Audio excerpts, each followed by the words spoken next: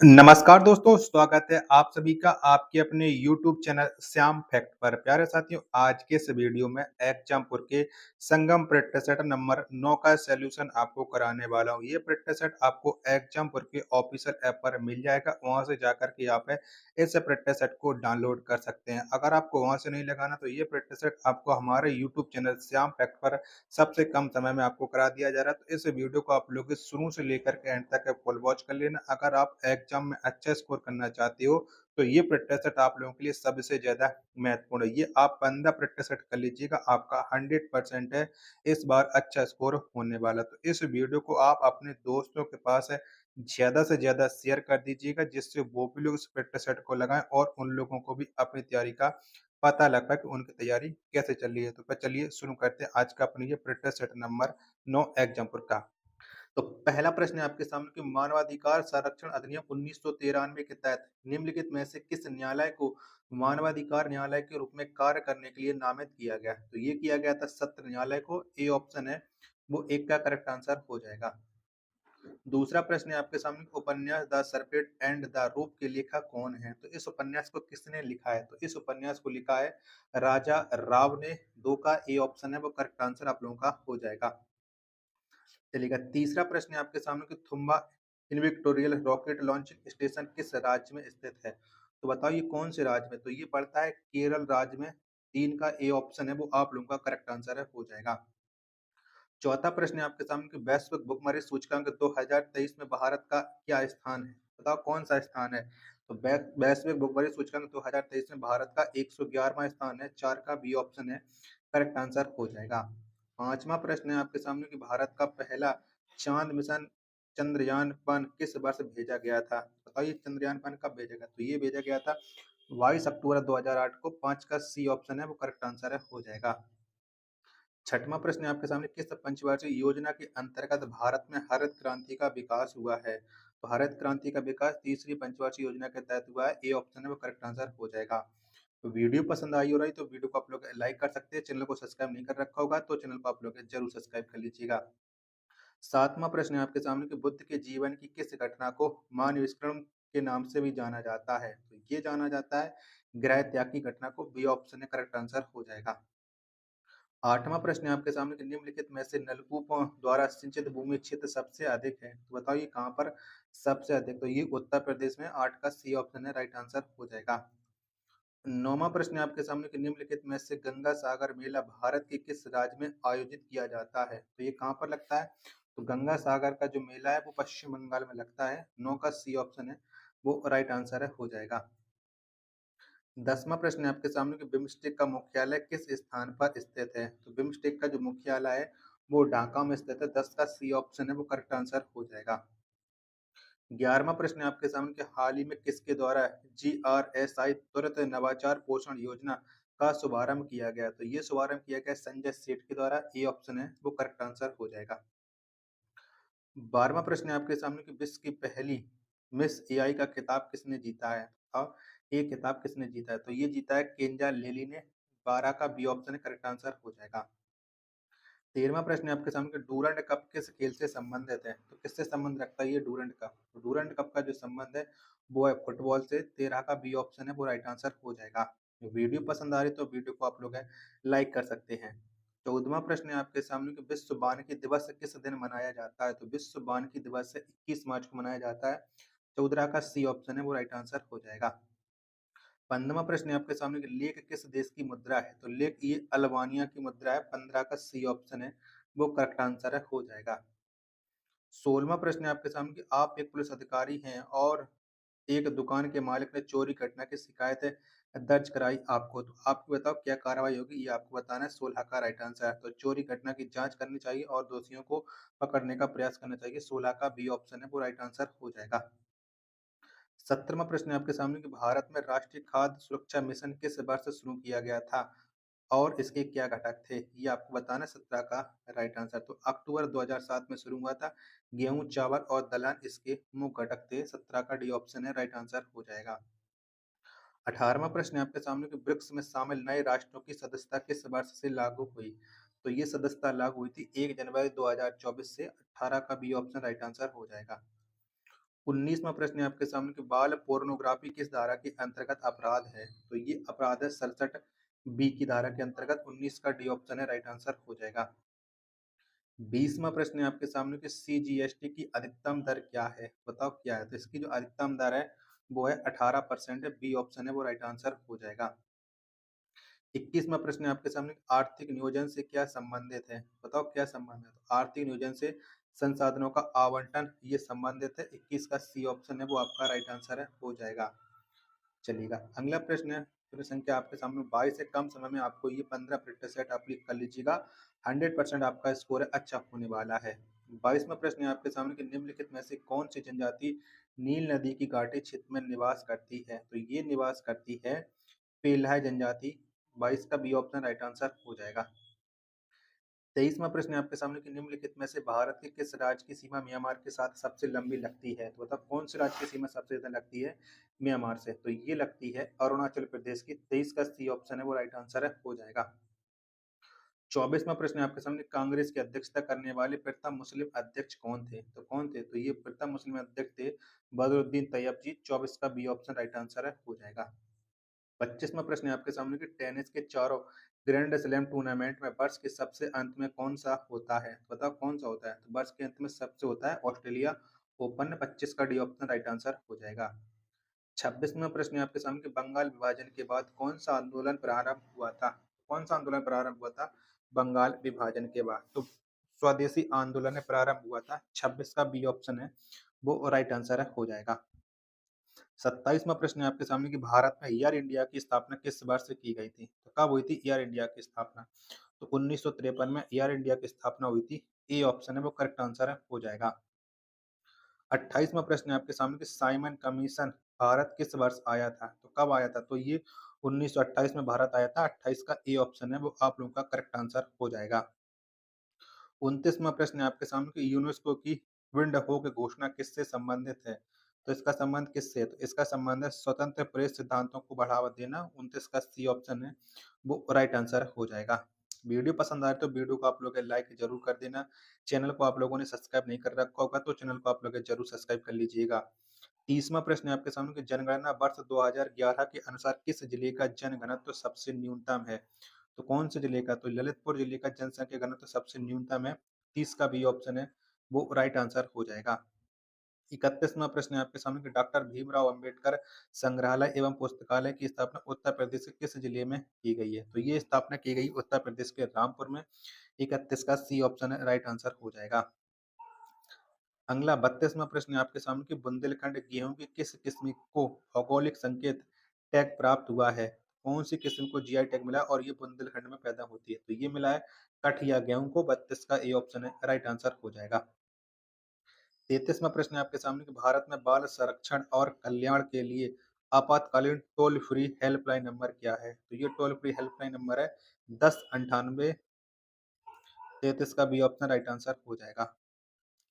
34वां प्रश्न है आपके सामने कि भारत में अंतरिक्ष आयोग तथा अंतरिक्ष विभाग की स्थापना किस वर्ष की गई थी? तो ये स्थापना 1972 में की गई थी। 34 का डी ऑप्शन है वो एकदम से करेक्ट आंसर आप लोगों का हो जाएगा। 35वां प्रश्न है आपके सामने कि प्राक्कलन समिति के अध्यक्ष की नियुक्ति कौन करता है? तो प्राक्कलन समिति के अध्यक्ष की नियुक्ति लोकसभा के अध्यक्ष करती है। 35 का सी ऑप्शन है वो इसका एकदम से करेक्ट आंसर है हो जाएगा।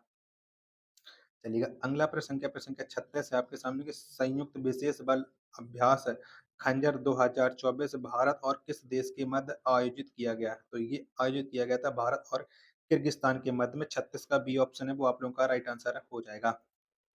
चलिएगा 37वां प्रश्न है आपके सामने कि हाल ही में किस राज्य सरकार ने स्वयं योजना लॉन्च की है? तो स्वयं योजना जो लॉन्च की है वो लॉन्च की है नई दिल्ली ने।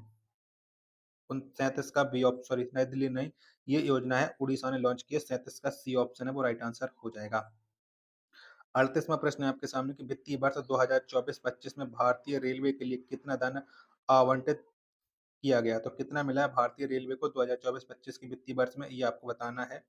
38 के चारों ऑप्शन है वो आपकी स्क्रीन पर शो रहा है तो फटाफट से। तो ये 2.52 लाख करोड़ रुपए मिले हुए हैं। 38 का सी ऑप्शन राइट आंसर हो जाएगा। 39वां प्रश्न है आपके सामने कि निम्नलिखित में से विभक्त रस का स्थायी भाव कौन सा है? विभक्त रस का स्थायी भाव है जुगुप्सा। 39 का बी ऑप्शन है राइट आंसर हो जाएगा। 40वां प्रश्न है आपके सामने कि ले चला साथ में तुझे कनक ज्यों भिक्षुक लेकर स्वर्ण जनक। पंक्तियों में कौन सा अलंकार है? बताओ 40 में कौन सा अलंकार है? तो यहाँ पर अलंकार है उत्प्रेक्ष अलंकार। 40 का बी ऑप्शन राइट आंसर हो जाएगा।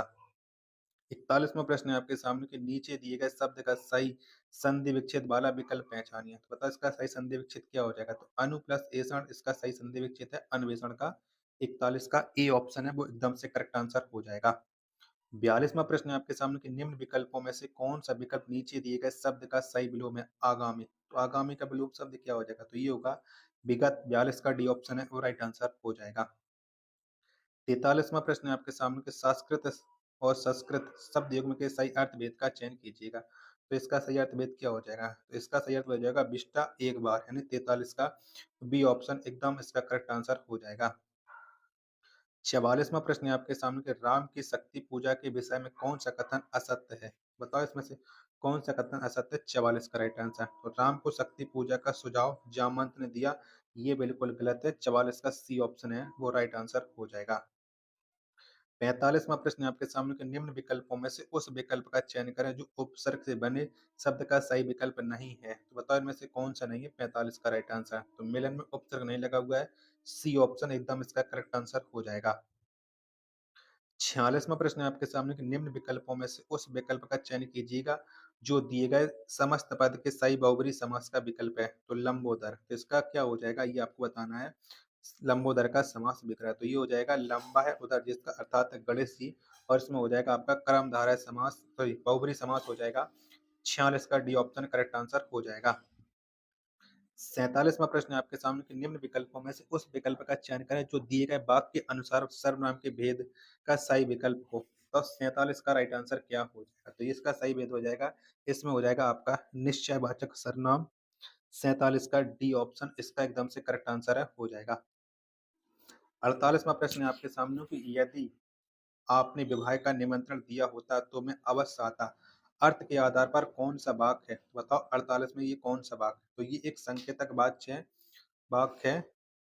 48 का बी ऑप्शन है राइट आंसर हो जाएगा। 49वां प्रश्न है आपके सामने कि निम्न विकल्पों में से उस विकल्प का चयन करें जो प्रत्यय से बने शब्द का सही विकल्प नहीं है। तो बताओ प्रत्यय का कौन सा नहीं? तो ये त्रोभाव नहीं है। 49 का डी ऑप्शन है वो करेक्ट आंसर हो जाएगा। वीडियो पसंद आए तो प्लीज आप लोग वीडियो को लाइक कर दीजिएगा। चैनल को सब्सक्राइब नहीं कर रखा होगा तो चैनल को आप लोग जरूर सब्सक्राइब कर लीजिएगा। वीडियो को अपने दोस्तों के पास ज्यादा से ज्यादा शेयर जरूर कर दीजिएगा। चलिए अगला प्रश्न संख्या 50 है आपके सामने कि निम्न विकल्पों में से उस विकल्प का चयन कीजिएगा जो दिए गए वाक्य के अनुसार क्रिया विशेषण के भेद का सही विकल्प है। राम लीला का मंचन वहां हो रहा है। तो बताओ ये कैसा वाक्य है? तो ये इसका राइट आंसर हो जाएगा, ये एक स्थानवाचक वाक्य है। 50 का बी ऑप्शन राइट आंसर हो जाएगा। 51वां प्रश्न है आपके सामने कि वह बात जो जन साधारण में चलती आ रही है, इस वाक्यांश के लिए एक सार्थक शब्द दीजिएगा। तो इसके लिए सार्थक शब्द क्या हो जाएगा? तो ये हो जाएगा किंवदंती। 51 का ए ऑप्शन है राइट आंसर हो जाएगा। 52वां प्रश्न है आपके सामने कि दिए गए विकल्पों में से किस विकल्प में सभी शब्द जातिवाचक संज्ञा है? किसमें सभी शब्द जातिवाचक संज्ञा है? तो ये है मंत्री, प्रोफेसर, ठग, जुलाहा, ये जातिवाचक हो जाएंगे। 52 का बी ऑप्शन है वो राइट आंसर हो जाएगा। 53वां प्रश्न है आपके सामने कि दुआ किस भाषा का शब्द है? तो दुआ ये अरबी भाषा का शब्द है। 53 का बी ऑप्शन है वो राइट आंसर है हो जाएगा। 54वां प्रश्न है आपके सामने कि वाई पब्लिक के हाथों मारा गया है, इनमें कौन सा कारक है? तो वाई पब्लिक के हाथों मारा गया, इसमें जो कारक है वो है कर्ण कारक है। 54 का डी ऑप्शन है राइट आंसर हो जाएगा। 55वां प्रश्न है आपके सामने कि माँ ने मोहन से सामान मंगवाया, प्रस्तुत वाक्य में क्रिया का कौन सा रूप है? तो इसमें जो क्रिया है वो है प्रेरणार्थक क्रिया है। 55 का डी ऑप्शन है वो राइट आंसर है हो जाएगा। 56वां प्रश्न है आपके सामने कि मैं आगरा जाती तो ताजमहल देखती, दिए गए वाक्य का काल निर्धारण कीजिएगा। बताओ इसमें कौन सा काल है? तो इसमें जो काल है वो है हेतु मध्य भूतकाल। 56 का ए ऑप्शन है वो राइट आंसर हो जाएगा। 57वां प्रश्न है आपके सामने कि निम्नलिखित विकल्पों में से किसका अर्थ है नीरस महल अनाड़ी होता है? बताओ किसका अर्थ होता है? 57 का आंसर आपको देना है। तो ये अर्थ होता है अरस का। 57 का बी ऑप्शन है वो राइट आंसर है हो जाएगा। 58वां प्रश्न है आपके सामने कि इकारांत संज्ञा शब्द को बहुवचन बनाते समय क्या किया जाता है? तो बताओ क्या किया जाता है? तो इसमें किया जाता है ई को हिरस्त करके अंतिम स्वर के बाद यहाँ लगा देते हैं, यानी 58 का राइट आंसर हो जाएगा ऑप्शन संख्या सी। 59वां प्रश्न है आपके सामने, कांट की हांडी होना इस मुहावरे का अर्थ बताइए। तो इसका मुहावरे का क्या अर्थ हो जाएगा? तो ये हो जाएगा धोखे की चीज होना। 59 का डी ऑप्शन है करेक्ट आंसर हो जाएगा। 60वां प्रश्न है आपके सामने कि मित्र विपत्ति में मदद करते हैं, यह किस प्रकार का वाक्य है? तो यह एक ऐसा वाक्य, तो ये कि कृतवाच्य है। 60 का ए ऑप्शन है करेक्ट आंसर हो जाएगा। 61वां प्रश्न है आपके सामने कि निम्नलिखित में से सही वर्तनी वाला शब्द है। तो बताओ इनमें से 61 में किसकी वर्तनी है वो सही लिखी है 61 का आंसर। तो नीरसता, ये जो ऑप्शन संख्या सी वाली वर्तनी एकदम से करेक्ट आंसर हो जाएगा 61 का ऑप्शन संख्या सी। 62वां प्रश्न है आपके सामने कि तीसरा विश्व हिंदी सम्मेलन कहाँ संपन्न हुआ था? तो कहाँ पर हुआ था? तो तीसरा विश्व हिंदी जो सम्मेलन है ये नई दिल्ली में हुआ था। 62 का डी ऑप्शन है वो राइट आंसर हो जाएगा। 63वां प्रश्न है आपके सामने कि प्रत्येक डॉट डॉट सिखाता है कि आपस में डॉट डॉट से रहो। दिए गए विकल्पों में से एक स्थान के लिए सही विकल्प सही का चयन करके प्रस्तुत वाक्य पूर्ण कीजिएगा। तो इसका अर्थ तो आपको निकल आया ही होगा। चलिएगा 63 का आप लोग देख लीजिएगा 63 का राइट आंसर क्या हो जाएगा। तो धर्म और भाईचारे से रहो, 63 का ए ऑप्शन है वो राइट आंसर हो जाएगा। 64वां प्रश्न है आपके सामने, कौन सा स्त्रीलिंग शब्द है? बताओ कौन सा है 64 का राइट आंसर। तो छाछ, ये एक स्त्रीलिंग शब्द है। 64 का ए ऑप्शन है वो करेक्ट आंसर है हो जाएगा। अगला प्रश्न है संख्या 65 है आपके सामने कि रिपु अंतन की कुंडली करी जोगनी चबात पीवही पागनी पीभई पागी मानो जुवती जलेबी खात। यहाँ कौन सा रस है? 65 में आपको रस बताना है। तो यहाँ पर जो रस है वो है विभक्त रस। 65 का डी ऑप्शन है वो राइट आंसर हो जाएगा। 66वां प्रश्न है आपके सामने कि सांप तुम सभ्य तो हुए नहीं, नगर में बसना भी तुम्हें नहीं आया, एक बात पूछूं तब कैसे सीखा डसना, विष कहाँ पाया। उपरोक्त पंक्ति में कौन सा छंद है? तो 66 में आपको छंद बताना है कि यहाँ पर कौन है। तो यहाँ पर मुक्त छंद है, ए ऑप्शन है वो करेक्ट आंसर हो जाएगा। 67वां प्रश्न है आपके सामने, कंठाय महाप्राण घोष व्यंजन वर्ण का उदाहरण कौन सा है? बताओ कौन सा है 67 का आंसर। तो ये है घाघर, सी ऑप्शन है वो करेक्ट आंसर हो जाएगा 67 का। 68वां प्रश्न है आपके सामने कि इनमें से कौन सा शब्द अक्ष का पर्यायवाची है? तो कौन सा है? तो अक्ष का पर्यायवाची है आंख। 68 का बी ऑप्शन है वो राइट आंसर है हो जाएगा। 69वां प्रश्न है आपके सामने कि कोर्ट मार्शल किस विधा की रचना है? तो कोर्ट मार्शल ये है वो नाटक विधा की रचना है। 69 का बी ऑप्शन है वो राइट आंसर है हो जाएगा। 70वां प्रश्न है आपके सामने कि मैला आंचल किसका आंचलिक उपन्यास है? तो ये किसका उपन्यास है मैला आंचल? तो ये फणीश्वर नाथ रेणु का। 70 का ए ऑप्शन है वो करेक्ट आंसर हो जाएगा। चलिएगा अब आ जाता है गद्यांश। तो गद्यांश को आप वीडियो को पॉज करके पढ़ लीजिएगा, जिससे आप गद्यांश के आंसर है आराम से निकाल सकते हो। तो गद्यांश के चलिएगा आंसर आपको बता देता हूँ, आप मिला लीजिएगा। 71वां प्रश्न है आपके सामने कि सफलता के लिए क्या होना जरूरी है? तो सफलता के लिए पहल करने का गुण होना ये जरूरी है। 71 का ए ऑप्शन है वो राइट आंसर है हो जाएगा। चलिएगा अगला प्रश्न संख्या 72 है आपके सामने कि देने के भाव में क्या शामिल नहीं है? तो बताओ देने के भाव में क्या शामिल नहीं है? 72 का आंसर आपको बताना है। तो इसमें भौतिक वस्तुओं का दान वो शामिल नहीं है, ए ऑप्शन है वो करेक्ट आंसर हो जाएगा। 73वां प्रश्न है आपके सामने, गद्यांश में प्रकृति की किस विधा पर बल दिया गया है? तो ये किस विधा पर बल दिया गया है? तो ये दिया गया है दूसरों के लिए कुछ करने का भाव। 73 का डी ऑप्शन है वो राइट आंसर हो जाएगा। 74वां प्रश्न है आपके सामने कि निम्नलिखित में से कौन सा शब्द विशेषण नहीं है? तो उपलब्धि है, यह एक विशेषण शब्द नहीं है। 74 का बी ऑप्शन है वो राइट आंसर है हो जाएगा।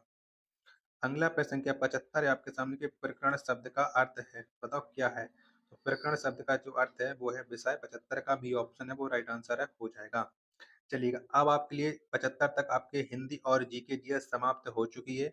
यहाँ तक अगर आपको कोई भी प्रश्न पसंद आया हो तो वीडियो को आप लोग लाइक कर देना। चैनल को आप लोगों ने सब्सक्राइब नहीं कर रखा होगा तो चैनल को आप लोग जरूर सब्सक्राइब कर लीजिएगा। चलिए अब आपके लिए शुरू करते हैं मानसिक रुचि के महत्वपूर्ण प्रश्न, जो आपके एग्जाम के लिए सबसे ज्यादा महत्वपूर्ण है। तो 76वां प्रश्न है आपके सामने कि आप एक पुलिस अधिकारी हैं और आपको एक मंत्री के खिलाफ भ्रष्टाचार के गंभीर आरोपों की जांच सौंपी गई है। मंत्री आपको इस मामले को दबाने के लिए राजनीतिक दबाव और रिश्वत की पेशकश कर रहा है। आप तो बताओ आप उस समय क्या करोगे? ये आपको बताना है। 76 का राइट आंसर क्या हो जाएगा? ऑप्शन आपकी स्क्रीन पर सो रहे हैं।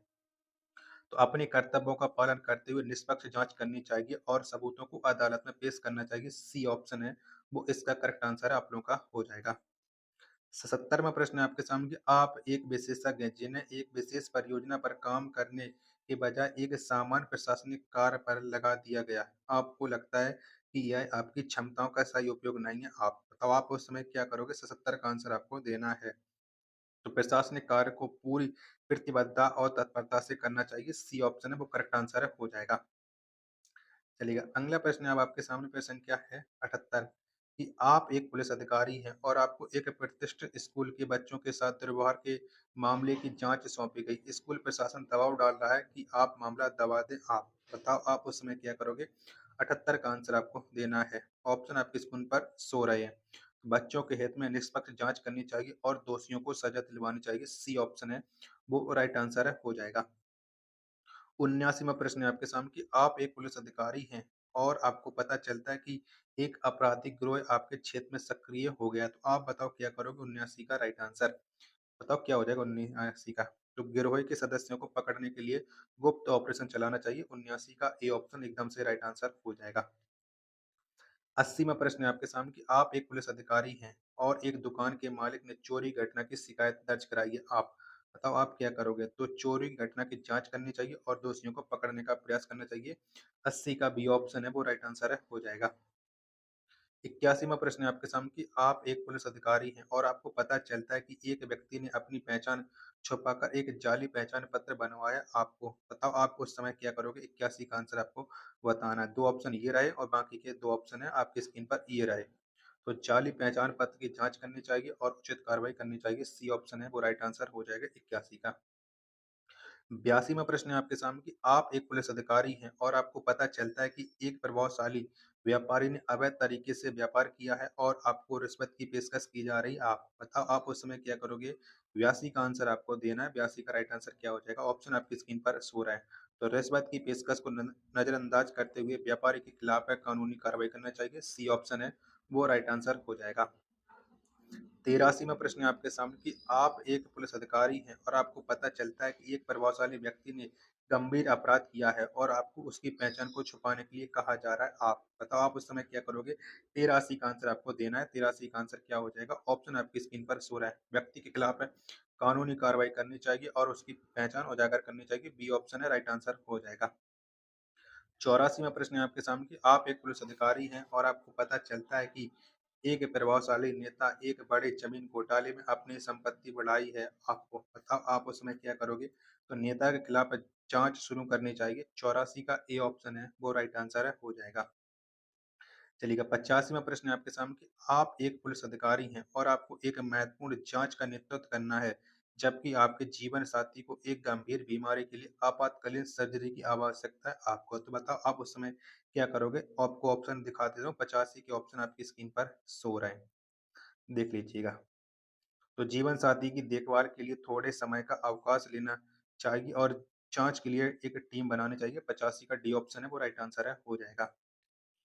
86वां प्रश्न है आपके सामने कि एक विश्वविद्यालय के डीन के रूप में आप छात्रों द्वारा शिक्षकों पर अनुचित व्यवहार का आरोप लगाने की घटनाओं को देख रहे हैं और आपको तो आप उसमें क्या करना चाहिए? 86 का आंसर आपको बताना है। तो एक निष्पक्ष जांच समिति गठित करनी चाहिए। डी ऑप्शन है वो राइट आंसर हो जाएगा। 87वां प्रश्न है आपके सामने कि एक अस्पताल के प्रबंधक के रूप में आपको एक डॉक्टर से शिकायत मिलती है कि उन्हें एक मरीज के परिवार द्वारा धमकाया गया है। आपकी तत्काल प्रतिक्रिया क्या होनी चाहिए? तो आपकी तत्काल प्रतिक्रिया क्या हो गई? सुरक्षा को सूचित करें और संबंधित परिवार से बात करें। 87 का बी ऑप्शन है राइट आंसर है, हो जाएगा। 88वां प्रश्न है आपके सामने एक पुलिस अधिकारी के रूप में आपको सूचना मिलती है कि एक निर्माण स्थल पर बाल श्रमिक काम कर रहे हैं। बाल श्रम निषेध कानून के अनुसार आपकी तत्काल प्रतिक्रिया क्या होनी चाहिए? तो हमारी जो तत्काल प्रतिक्रिया होगी वह बच्चों को वहां से हटाकर उन्हें सरकारी आश्रय गृह में भेजना चाहिए। बी ऑप्शन है वो करेक्ट आंसर है, हो जाएगा। चलेगा, अगला प्रश्न प्रश्न संख्या 89 आपके सामने एक पुलिस अधिकारी के रूप में आप देखते हैं कि एक सार्वजनिक रैली में हिंसा भड़कने का खतरा है। आपको बताओ, आप क्या करोगे? 89 का आंसर आपको देना है। तो रैली के आयोजकों से बात करके शांतिपूर्ण रैली सुनिश्चित करनी चाहिए। सी ऑप्शन राइट आंसर हो जाएगा। 90वां प्रश्न है आपके सामने कि एक पुलिस अधिकारी के रूप में आपको सूचना मिलती है कि एक स्कूल में बच्चों को नशीले पदार्थ बेचे जा रहे हैं। आपको बताओ, आप क्या करोगे? 90 का आंसर आपको बताना है, तो 90 का हो जाएगा नशीले पदार्थ बेचने वालों का पता लगाने के लिए गुप्त जांच शुरू करनी चाहिए। 90 का बी ऑप्शन है, राइट आंसर हो जाएगा। तो साथियों, ये कुछ महत्वपूर्ण प्रश्न थे एग्जाम के संगम प्रश्न सेट नंबर 9 के। अगर आपको ये प्रश्न सेट पसंद आया हो तो वीडियो को लाइक, कमेंट और चैनल को सब्सक्राइब करना ना भूलें। मिलते हैं अपने एक और नेक्स्ट प्रैक्टिस सेट के साथ, तब तक के लिए धन्यवाद। जय हिंद, वंदे मातरम।